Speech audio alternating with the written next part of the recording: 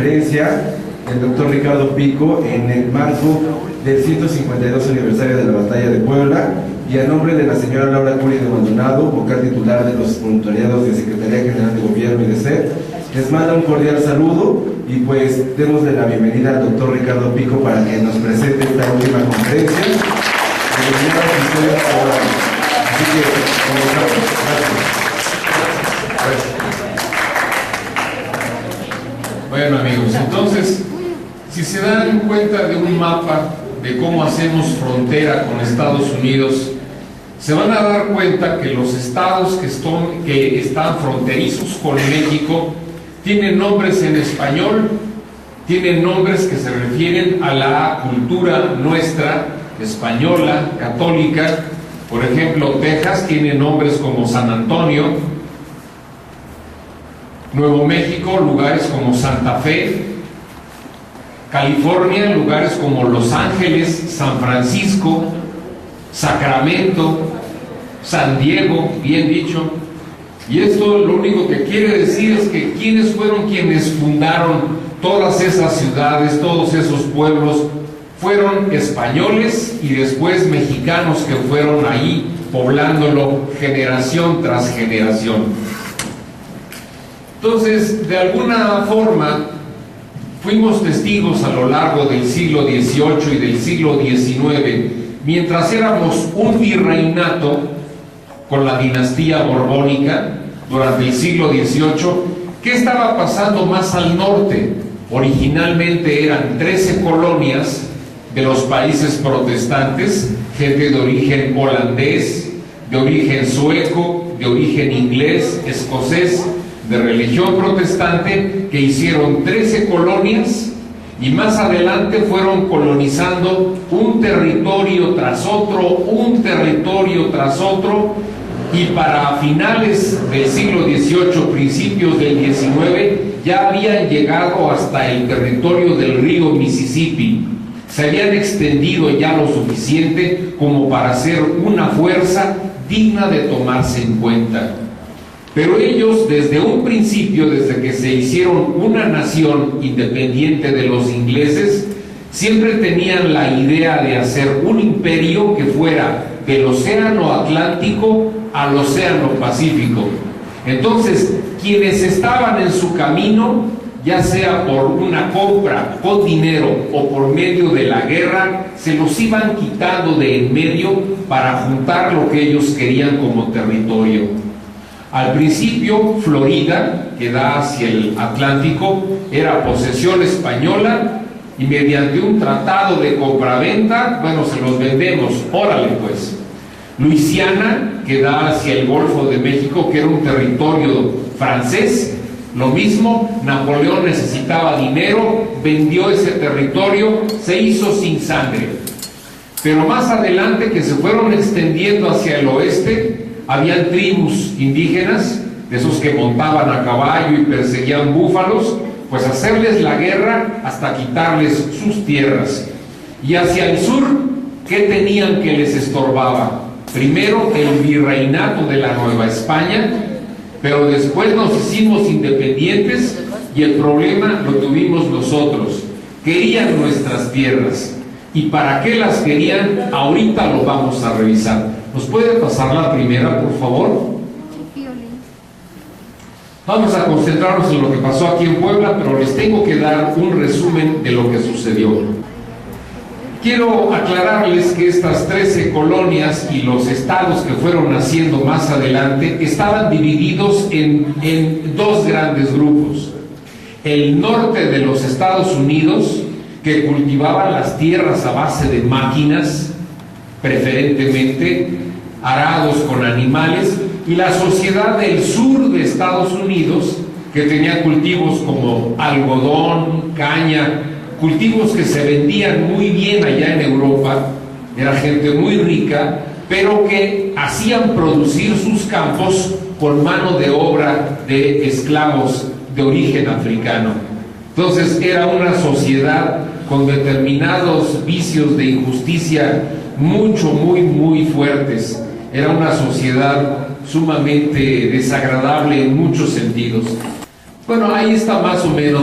Los estados que están en color café eran los que cultivaban las tierras con esclavos, y al norte están los que cultivaban la tierra con maquinaria. Aquí abajo tenemos Texas, que se independizó de México a partir de 1836, y para ellos era una cosa muy lógica. Les habían estado dando permiso durante los virreinatos, las autoridades españolas les habían dado permiso a las personas del sur de Estados Unidos de que colonizaran Texas.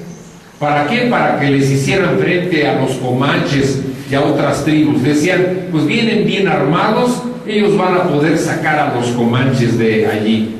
Pero el problema es que llegaban ellos con sus esclavos, con su forma de vida, pero de repente ocurrió un choque. Después de la independencia, en 1821, les dicen, bueno, esta es una república, la República Mexicana, ¿y qué creen? En la República Mexicana no hay esclavos. Y estos gringos que estaban cultivando sus campos de algodón con esclavos, me dicen, a ver, ¿cómo de que no? A mí los españoles me dieron permiso de venir con mis esclavos. Sí, pero ¿sabes qué? Ya es una república nueva y aquí no está permitida la esclavitud. Y entonces todos estos colonos tejanos, a partir de 1821, dijeron, ya no nos conviene estar con la República Mexicana, está en contra de nuestros intereses, yo quiero conservar mis esclavos. Hicieron una revuelta donde estaba Sam Houston y otros, y en el año de 1836 Texas se separa de la República Mexicana. Durante 9 años fueron una república independiente, la República de Texas. Y todo surgió a partir de ¿qué? De que en México estaba prohibida la esclavitud.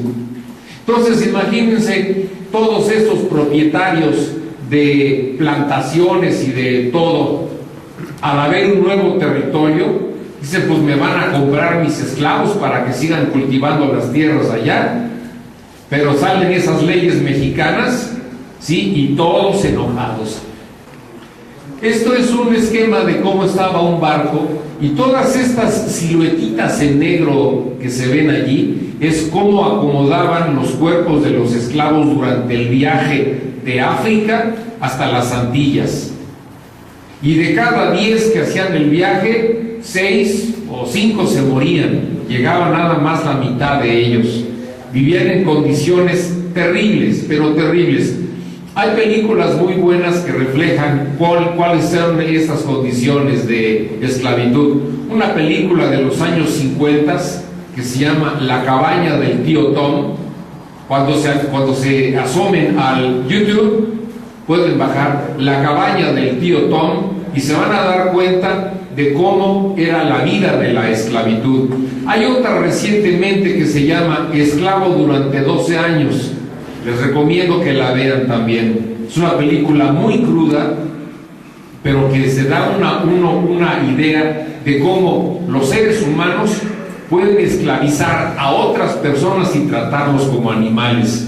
Eso simplemente no debía y no podía ser. Dentro de la misma sociedad de los Estados Unidos, sobre todo en el norte de los Estados Unidos, se hicieron sociedades para que los esclavos fugitivos que fueran a esconderse al norte, Nueva York, en Washington, Ohio, tuvieran casas para esconderse y abogados que les tramitaran sus papeles de hombres libres.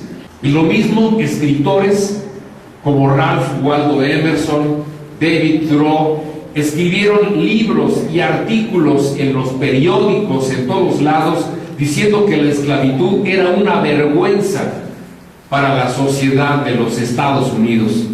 Y en el norte todos aplaudían, pero en el sur todos decían, no, están en contra de nuestros intereses, nos tienen envidia. Bueno, ahí está una idea de cómo varios territorios estuvieron inundados por los esclavos de ese gran comercio infame que había. Al principio eran los ingleses quienes estaban monopolizando ese tráfico humano de África hacia América. Los portugueses luego fueron quienes lo hicieron. Ahí dice América Portuguesa, se refiere al Brasil. América Española se refiere a todos los virreinatos del Perú, de la Nueva España. Ahí se refiere a las Antillas británicas, como las islas de Jamaica. Y aquí, British North America quiere decir Estados Unidos y Canadá. El flujo de esclavos no fue tan grande como en Brasil, como en Cuba, como en Haití, como en Santo Domingo, pero llegaron muchos esclavos allí y eran quienes estaban moviendo con sus músculos y con su sangre el sur de los Estados Unidos. Entonces, ¿qué es lo que sucede en esta sociedad del sur de los Estados Unidos? Ellos tenían una ley. Por debajo de cierta línea que dividía el territorio de los Estados Unidos, al sur, territorios que se hagan o estados que se hagan, permitida la esclavitud. Pero territorios que se hagan al norte de esa línea, prohibida la esclavitud. Y entonces, todos estos territorios como Texas, Nuevo México, California, quedaban al sur de esa línea. Entonces, estos sureños esclavistas dijeron, si conquistamos esos terrenos de los mexicanos, vamos a expandir la sociedad esclavista. Pero a ellos, ¿por qué les convenía? Imagínense que un dueño de esclavos en Alabama o en Mississippi tiene 6 o 7 familias de esclavos por valor de $10,000.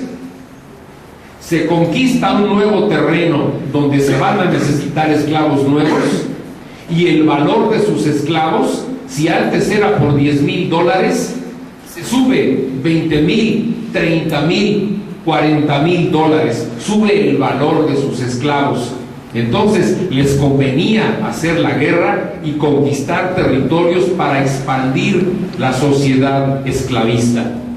Y aquí entonces tenemos que desde el 36 que se independizó Texas hasta el 46, Estados Unidos a prepararse, a investigar cómo hacer cañones mejores, cómo hacer manuales de caballería, manuales de infantería, tener un ejército listo para enfrentarse con México.